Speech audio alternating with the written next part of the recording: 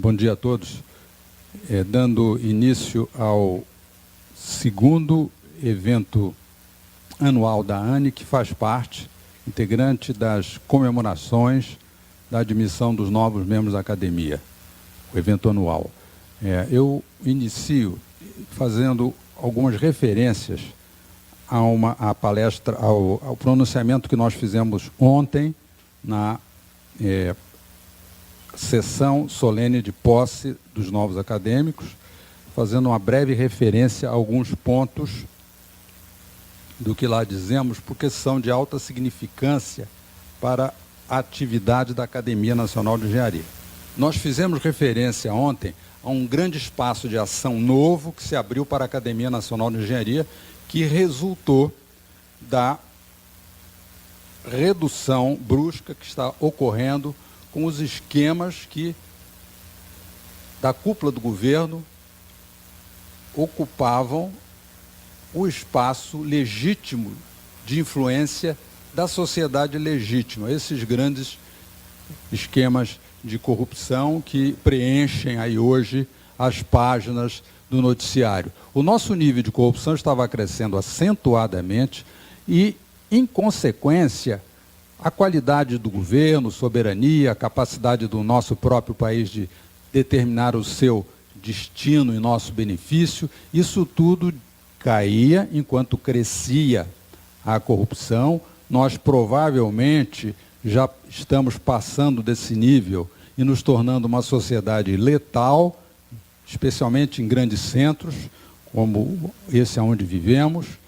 E mais adiante estávamos já nos aproximando de falência das instituições, onde as instituições tão depauperadas e corrompidas já deixavam praticamente de funcionar como tal. Nós estávamos nesse caminho. E nesse caminhar da corrupção, o oportunismo campeava e nós viemos vendo a desnacionalização de recursos naturais, como falamos na palestra, no pronunciamento de ontem, e inclusive atualmente vemos algumas atitudes nessa direção, desnacionalizar o nosso setor de construção pesada, à guisa de solução para os problemas de caráter policial. Já vem essas propostas de abrir e chamar as empresas estrangeiras para ocupar o lugar das nacionais, na ingênua suposição de que seriam mais honestas aqui. Isso tudo estava acontecendo. Entretanto, e o quadro onde se desenvolviam essas questões, um quadro muito crítico, porque a população está crescendo acentuadamente. Hoje estamos aqui em torno de 200 milhões, poderíamos um dia chegar a 300 milhões, não sabemos quando, talvez não. E a população inerentemente demanda, ela exige, ela precisa, ela tem necessidade. Então as demandas vão crescendo e a capacidade de governar e satisfazer essas demandas não aumenta. O governo não tem tido capacidade para tal. E vai se criando um hiato que é uma zona de alta intolerância ou de crescente intolerância e que se difunde essa intolerância hoje com grande facilidade pelas redes sociais. E isso acaba levando a verdadeiras revoltas ou mini-revoltas. Alguns já dizem que o Brasil vive aí uma espécie de clima de latente guerra civil ou guerra civil molecular, provocada exclusivamente por demandas não assistidas e que poderiam estar sendo assistidas de forma inteiramente normal pelo país, mercê dos seus grandes recursos naturais, humanos, empresariais, intelectuais. Temos tudo aqui. Um país que faz aviões pesados de alto nível, que está construindo submarinos nucleares, que tem uma rede bancária informatizada em níveis invejáveis internacionalmente. É um país que sabe fazer. E é uma engenharia que sabe resolver problemas. Se essa engenharia alcançar o nível de influência que ela deve ter e pode ter, o Brasil vai melhorar muito. E a redução dos níveis estratosféricos de corrupção está facultando, sim, esse acesso dessa engenharia. E ela chegando junto aos governos, o nosso governo, melhorará muito. Porque, como sabemos, a engenharia que resolve esses problemas maiores da insatisfação de uma população é ela, é a água, transporte, etc. Sabemos bem disso. Bem, em suma, o que a engenharia pode ajudar ao país a fazer é elevar a capacidade do governo a satisfazer as demandas e ficarmos aqui apenas com a zona de tolerância normal. Não se pode satisfazer tudo para todos, o tempo todo, mas subir essa capacidade, porque hoje a distância está se ampliando muito. Esse delta aqui é a nossa contribuição. E a contribuição da engenharia ao governo. E a engenharia e a academia tem que falar com os ministros, com as comissões do Congresso. Logo, nós já estamos abrindo esses espaços, na realidade, eles estavam fechados, ocupados por interesses espúrios, que, afastados, já abriram espaço. Nós já estamos fazendo cartas para lá e nos fazendo convidar. E vão chegar os convites. E aí, acadêmicos irão lá falar sobre problemas. Não vão falar da forma mais formal de uma academia, porque isso toma tempo, construir papers, não é? De fazer estudos. Não, já vamos lá com as nossas ideias que temos sobre o país, já as expondo e já ajudando ao meio político, que precisa de ideias. O que assistimos aqui no Brasil é representado por esse diagrama, quer dizer, a corrupção estava indo para um nível de destruição do Estado. Ela foi cortada pela força da sociedade, do sistema judiciário, e vai cair. E nós esperamos que o patamar de acomodação inferior seja realmente inferior ao anterior. Esse patamar, esse background de corrupção, seja mais baixo. Nós confiamos nisso aqui. E aí já seremos uma outra nação. Essa situação, ela abriu aqui o núcleo do governo e aqui o cerco daqueles interesses espúrios. Isso aqui abriu-se um espaço nesse cerco, na realidade muitos estão sendo destruídos, e aqui a academia de engenharia já entra direto. E por que ela entra direto?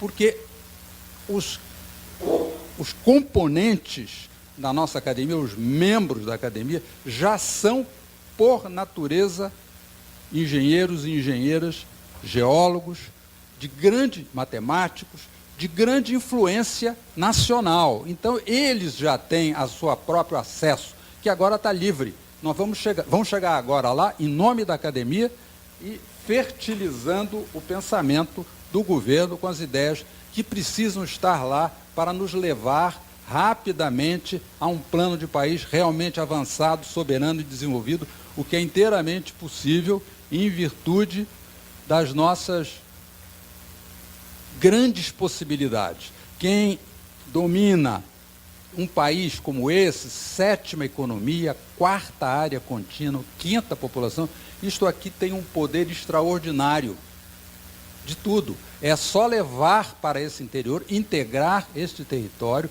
com a população costeira, induzir para lá imigrações, ampliar e disseminar mais cidades pelo interior, esvaziando esses bolsões ingerenciáveis, que são as nossas grandes cidades costeiras. Isto aqui é tão óbvio e tão simples de fazer, sabemos fazer isto. São construções de infraestrutura, que conhecemos muito bem como fazer. Vamos fazer. E dinheiro existe, nós temos algumas ideias de como você pode, já bem testadas, fazer com que infraestruturas construídas hoje com recursos de financiamento são pagas pelo crescimento da economia e dos impostos dos próprios investimentos. Isso é uma espécie assim de macro project financing em escala nacional. Isso é factível. Testamos isso com economistas. Essas ideias, um pouco mais trabalhadas, se convertem em projetos viáveis. e que tem começo, meio e fim, e sempre feitos em torno de um propósito econômico regional, motivar o desenvolvimento de terras, jazidas, cidades, indústrias interiores. A cabotagem, per se, já causa um efeito extraordinário e exige um investimento relativamente modesto em portos, porque as grandes metrópoles costeiras, se tiverem o custo de transporte entre si reduzido, já há um impulso muito grande na economia, mensurável.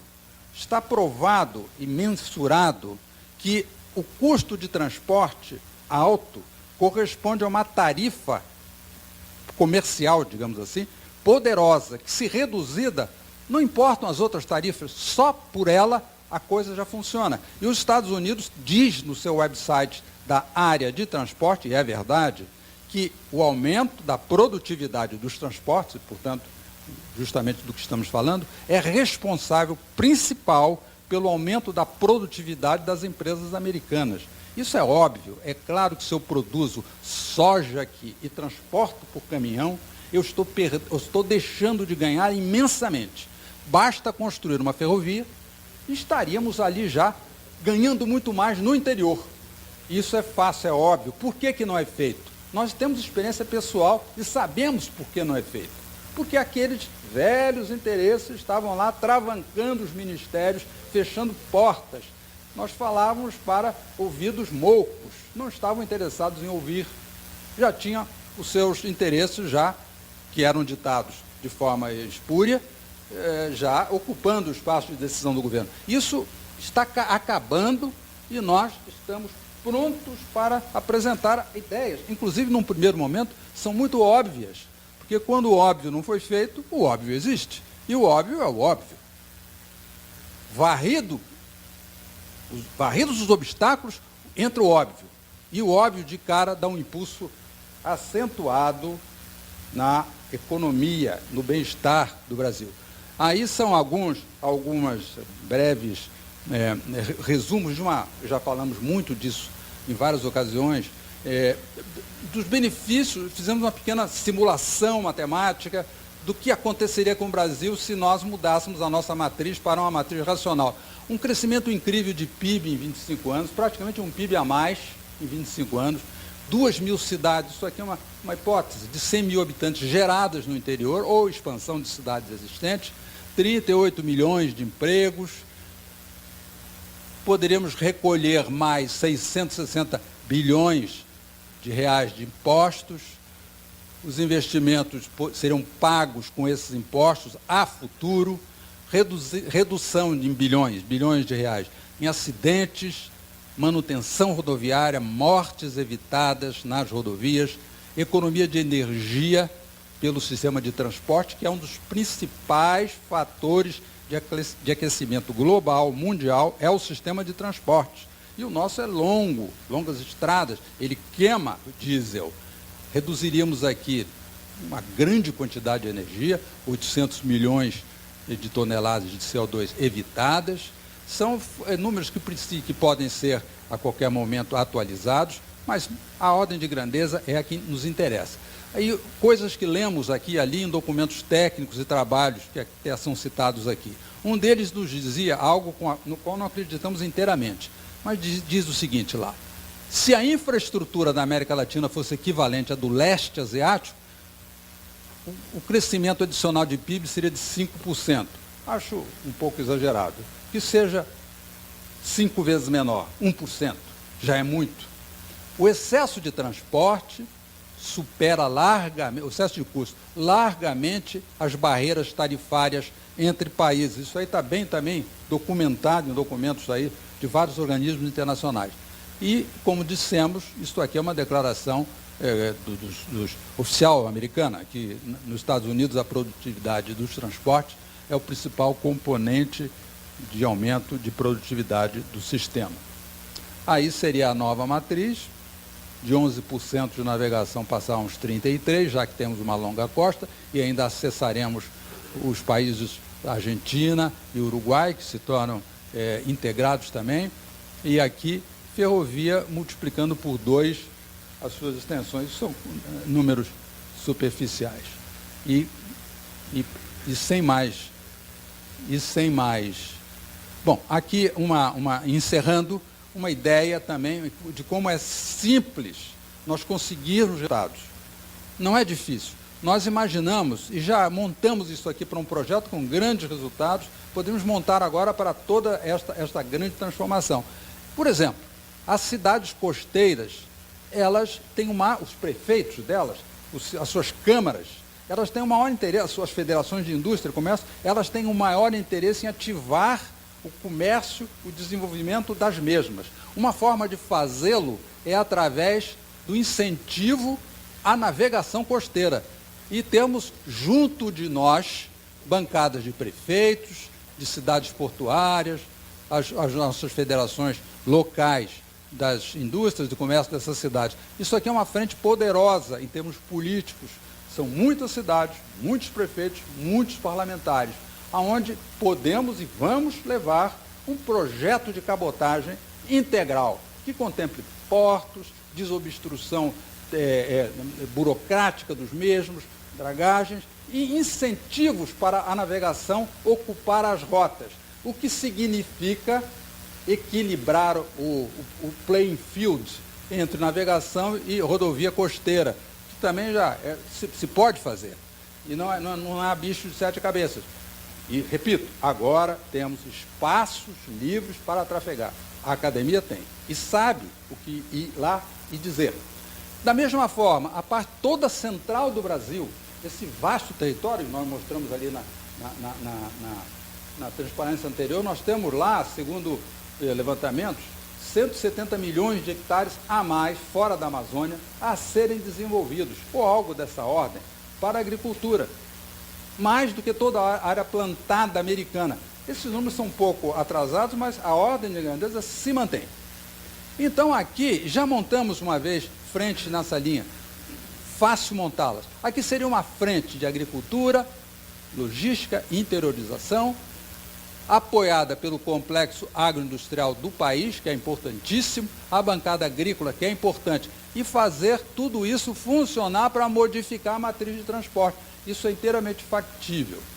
Isso aqui é fácil de fazer, fácil de propor, fácil de equacionar e é meritório. O que impedia isso? Aqueles velhos interesses. Nós chegávamos lá com essas propostas, os ministros ouviam, faziam aquela cara assim de paisagem, depois nos cumprimentavam e nos levavam até o elevador. E ali o assunto morria e continuava a mesma coisa. Isso através do tempo. E é claro que nós víamos o que estava acontecendo, só que o esquema foi derrubado. Então agora há atenção suficiente para a academia usar, e ela o fará.